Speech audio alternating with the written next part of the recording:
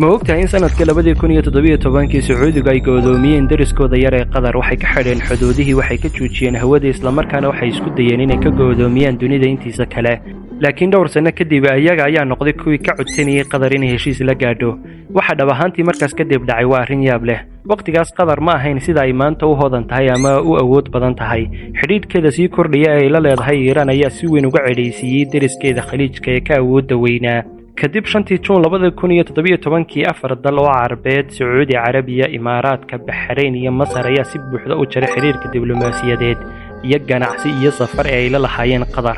xuduudaha waa la xidhay diyaaradaha Qatar waa la mamnuucay muwaadiniinteeda waa la masaafuriyay hal habeen gudihiis fariintu waxa ay ahayd mid cad samee waxaan ku sheegno ama go'doon ayaad la kulmi doontaa laakiin Qatar ma aysan isdhiibin halkii ay ka jabin lahayd waxa ay heshay xulafo cusub Turkiga iyo Iiraan ayaa u diray sahay waxay dhistay wadooyin ganacsi oo cusub waxayna bilowday dhoofinta gaas tiro badan halkii ay ka ahaan lahayd saliid taasoo si tartiib ah uga dhigtay mid ka mid ah dalalka ugu qanisan dunida shirkadda Qatar Airways ayaa si weyn uga faaftay caalamka warbaahinta Al Jazeera ayaa noqotay mid ka sii cod dheer oo saameyn badan kuwa kale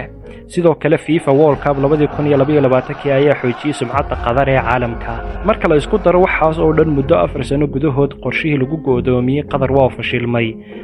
2021 bishii koowaad ee January dhammaan dalalka khaliijka ayaa soo afjaray go'doomintii waxayna dib u soo celiyeen xiriirkii ma rabtaa inaad online-ka lacag ka samaysid dhaqaalena ka kasbatid adigoo mobilkaaga isticmaalaya gurigaagana jooga waxaad u baahan tahay 60 xirfadood ugu yaraan laba kamid ah inaad baratid haddaba xirfadahaasi waa kuwee waa AI-da affiliate marketingka cryptocurrency digital products sida online-ka loogu iibiyo e-commerce-ga iyo freelancing-ka haddaba sidee ayaad ku baran karaysaa waxa jira buugaag ku qoran luqadda Ingiriiska haddaba waxa lagaaga soo koobay buugaagtaasi mid kasta oo kamid ah xirfadahana waxa lagu soo koobay luqadda Soomaaliga waxaad helaysaa buug si tafatiran kuugu sharaxaya AI-da affiliate-ka iyo xirfadaha kaleba buugaagtan waxaad ku heli karaysaa iyagoo PDF ah oo e-bookska mid kasta oo kamid ahna waxaad ku helaysaa $1 oo kaliya hadaba $1 ayaad xirfadaasi oo dhan ku dhamaysanaysaa oo aad ku baranaysaa sidoo kalena fikrad aad uga helaysaa kulana shaqo tagaysaa waxaad u baahan tahay kaliya inaad numberkan igala soo xidhiidhid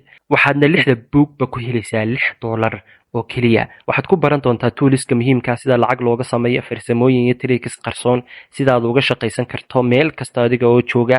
dhammaan waxay kugu diyaarsan yihiin iyagoo e-books ah oo PDF ah mobilkaaga ayaad ku helaysaa isla markaana waad ku shaqo tagaysaa 6daas xirfadood marka aad fahatin sida dadka online-ka uga shaqaystaan